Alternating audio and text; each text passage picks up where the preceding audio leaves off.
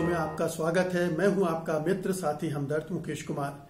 दोस्तों, मध्य प्रदेश विधानसभा की 28 सीटों के लिए 3 नवंबर को मतदान होने वाला है। उपचुनाव हो रहे हैं वहां, और इन चुनावों पर मध्य प्रदेश की सरकार का दारोमदार है। शिवराज सिंह चौहान की कुर्सी इस पर टिकी हुई है इस चुनाव के परिणाम पर।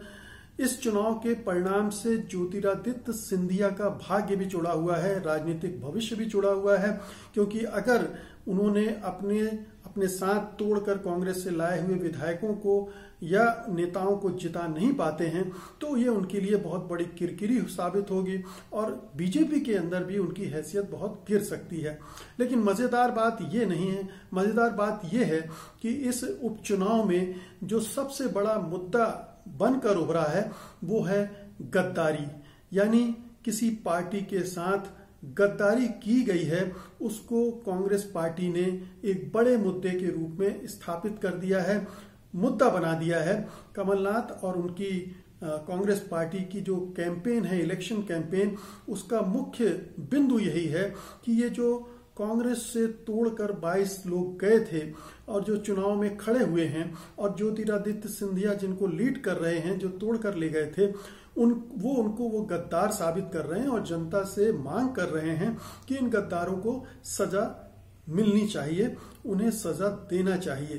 तो गद्दारी इतने बड़े पैमाने पर वहां गूंज रहा है, गद्दारी गद्दारी गद्दारी, कि ऐसा लगता है कि अब चुनाव कहीं ऐसा ना हो कि इसी मुद्दे पर हो जाए, और अगर इसी मुद्दे पर हो गया तो ये बीजेपी के लिए बड़ी मुसीबत हो सकती है, बीजेपी के लिए बहुत चैलेंजिंग हो सकता है, ज्योतिरादित्य के लिए भी बड़ी दिक्कत हो सकती है, क्योंकि ज्योतिरादित्य के बारे में हम सब जानते हैं वो सिंधिया घराने से हैं और सिंधिया घराने पर गद्दारी का आरोप बरसों से लगता रहा है, कहा जाता रहा है, बल्कि बीजेपी के नेता ही, वहीं ग्वालियर चंबल क्षेत्र के नेता ही उनके पूरे खानदान को गद्दार साबित करते रहे हैं। 1857 की लड़ाई में वो अंग्रेजों के साथ थे। रानी लक्ष्मीबाई की मृत्यु के लिए, शहादत के लिए यही जिम्मेदार हैं, क्योंकि उन्होंने उनकी मदद नहीं की थी। तो तरह तरह से उन पर आरोप लगते रहे और एक दाग सिंधिया घराने पर ये लगा हुआ है। एक वजह यह भी है कि इनकी जो दादी हैं विजय राजे सिंधिया, उन्होंने भी कांग्रेस तोड़कर छोड़कर बीजेपी ज्वाइन की थी।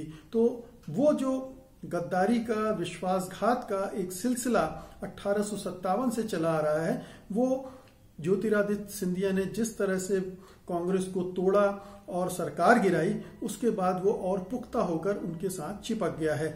तो ज्योतिरादित्य सिंधिया के सामने एक बड़ी चुनौती है कि वो अपने आप को कैसे पाक साफ निकाल कर लाएं इस चुनाव के जरिए, और वो वही हो सकता है कि एक बड़ी सफलता वो अर्जित करें इस चुनाव में, साबित करें कि उनमें वो केवल पार्टी तोड़ने में सक्षम नहीं है, बल्कि जो नेता तोड़कर लाए हैं उनको जिताने में भी सक्षम है। हालांकि इन नेताओं को, जो कि 28 में से 16 जो सीटें हैं वो ग्वालियर चंबल इलाके से हैं, और ज्योतिरादित्य सिंधिया का जो असर माना जाता है वो इन्हीं इलाकों का है। लेकिन असल बात यह है कि ज्योतिरादित्य सिंधिया का असर अपनी सीट पर भी नहीं रहा है, क्योंकि वो अपनी सीट भी जीत नहीं पा रहे हैं। पिछली बार हार गए थे और 1-2 सीट को छोड़कर उनमें कुव्वत नहीं है कि वो विधानसभा की सीट भी किसी को जितवा सकें। लेकिन बीजेपी की पूरी ताकत उनके साथ लगी हुई है, धन धान्य लगा हुआ है, बाहुबल, सरकारी मशीनरी लगी हुई है, केंद्र और राज्य के तमाम मंत्री नेता लगे हुए हैं। इसलिए उनको ये उम्मीद बंधी होगी कि हम इन नेताओं को जिताकर वापस ला सकते हैं। तो ये एक चुनौती है। अगर वो 22 में से जो 22 तोड़कर वो कांग्रेस से लाए थे, 22 में से अगर कम से कम 15-16 लोगों को जिताकर नहीं ले पाए तो उनके लिए दिक्कत हो जाएगी। बल्कि कहना चाहिए कि अगर 5 विधायक भी हार जाते हैं तो ये तोहमत ज्योतिरादित्य सिंधिया पर लगेगी कि उन्होंने बेकार में इन लोगों को पार्टी से तोड़ा। वहां ठीक ठाक थे, पार्टी ठीक चल रही थी, सरकार भी कमोबेश ठीक चल रही थी, लेकिन अपनी महत्वाकांक्षाओं के लिए उन्होंने पार्टी को तोड़ा और इन लोगों का भविष्य भी खराब कर दिया। दूसरी बात सिंधिया के सामने चुनौती भरी ये है कि बीजेपी में एक्सेप्टेंस नहीं है, बीजेपी में उनको स्वीकार नहीं किया जा रहा है। भले ही हाईकमान ने उन्हें राज्यसभा की टिकट दे दी, जितवा दिया, और हो सकता है कि आगे चलकर उन्हें कोई बड़ा पद भी मिल जाए, केंद्रीय मंत्रिमंडल में ले लिया जाए।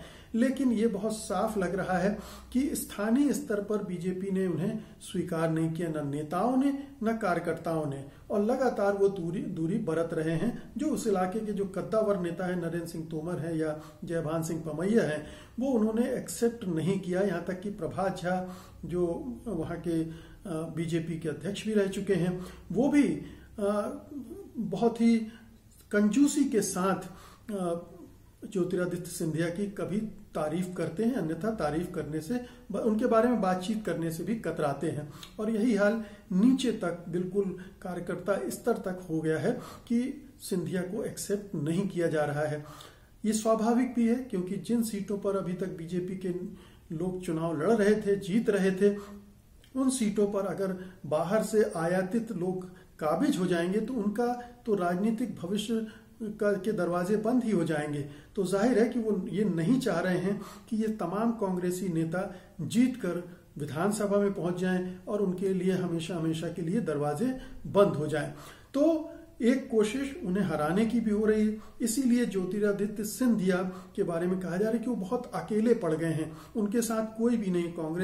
कांग्रेसी तो पहले ही उनसे कन्नी काट चुके थे जब उन्होंने पार्टी तोड़ी थी। कांग्रेस से बहुत सारे नेता उनके साथ गए नहीं थे स्थानीय स्तर के। फिर जो बीजेपी है वो उनसे दूरी बरत रहे हैं, बीजेपी के नेता कार्यकर्ता भी उनके साथ नहीं। तो एक उनकी खींच भी दिखती है चुनाव प्रचार के दौरान, एक उत्तेजना भी उनके दिमाग, उनके व्यवहार में दिखती है। उनकी जो पूरी आंगिक भाषा है, बॉडी लैंग्वेज है, वो बताती है कि वो अपने आप को बीजेपी के अंदर अभी सहज महसूस नहीं कर रहे हैं। और अगर खुदा न खास्ता चुनाव परिणाम कुछ उलटफेर वाले होते हैं तो सिंधिया की स्थिति और भी खराब हो सकती है। हो सकता है कि बीजेपी के नेता वहां खुलकर बगावत कर दें, खुलकर उनके खिलाफ बोलना शुरू कर दें, और उनके लिए वहां रहना बड़ा मुश्किल हो जाएगा।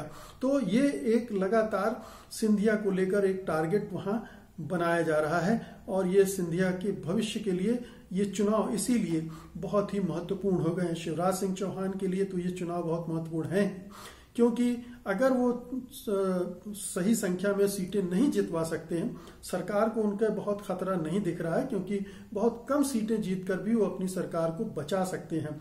लेकिन अगर बहुत ज्यादा सीटें हारते हैं तो निश्चित रूप से उनके नेतृत्व पर भी सवाल उठेगा। और हाईकमान, चूंकि ये माना जाता है कि शिवराज सिंह चौहान को पसंद नहीं करता है, इसलिए हो सकता है कि शिवराज सिंह चौहान की छुट्टी भी हो जाए चुनाव के थोड़ा आगे पीछे।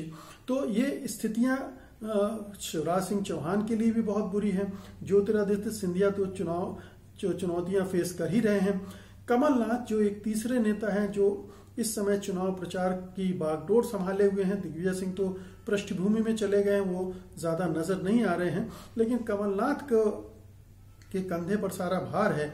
और कमलनाथ अभी तक कोई बहुत चुनावी मैदान में सफलताएं अर्जित करने के मामले में अपने आप को सिद्ध नहीं कर सके हैं। पिछले चुनाव में भी ये कहना चाहिए कि वो उनकी काबिलियत से ज्यादा बीजेपी के खिलाफ रोष था, इसलिए इतनी सीटें कांग्रेस जीत पाई थी। अन्यथा ये उनके नेतृत्व का कोई आकर्षण नहीं रह गया है। तो अब इस चुनाव में ये उनके लिए भी चैलेंज है कि अगर वो उन्हें गद्दार साबित कर रहे हैं, गद्दार कह रहे हैं, जो टूट कर गए हैं, तो अपने नेताओं को जो वफादार हैं उनको जिता पाते हैं कि नहीं जिता पाते हैं।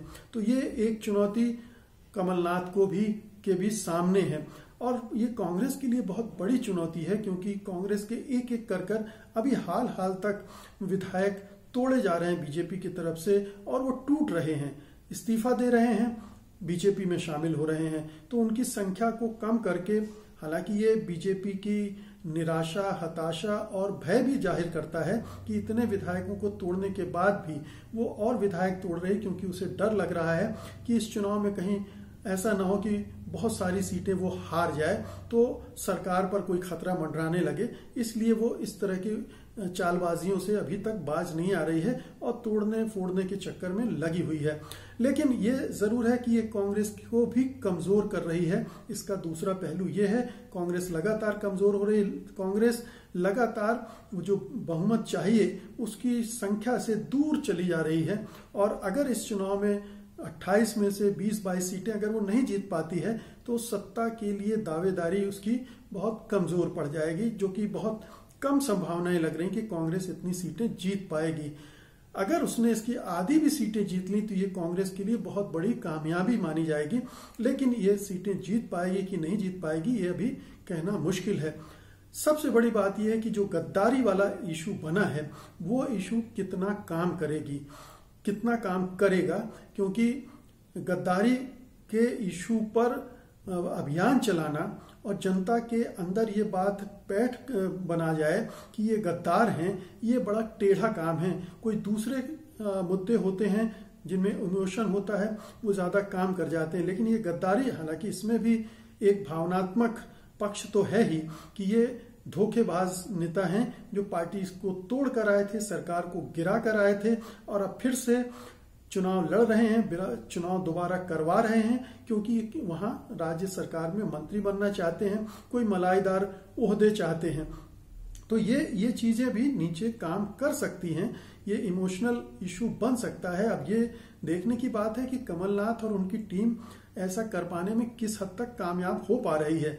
लेकिन सबसे बड़ी बात इस चुनाव की ये होगी कि ज्योतिरादित्य सिंधिया खुद को गद्दार साबित करने से बचा पाएंगे कि नहीं, क्योंकि गद्दारी का सबसे बड़ा टैग उन्हीं पर लगाया जा रहा है।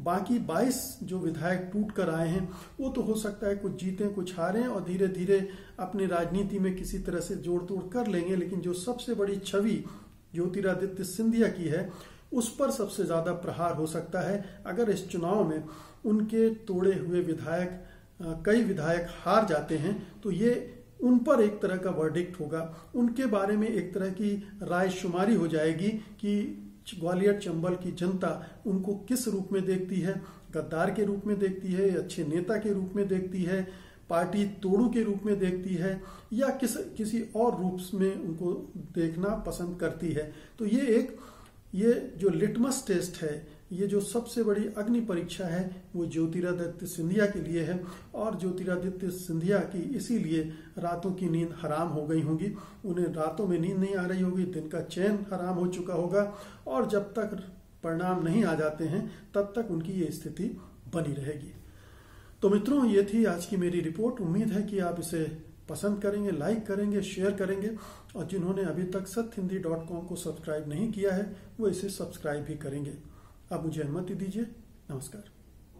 सत्य हिंदी के और वीडियोस को देखने के लिए हमारे YouTube चैनल को सब्सक्राइब करें और सीधे नोटिफिकेशन पाने के लिए बेल आइकन दबाएं।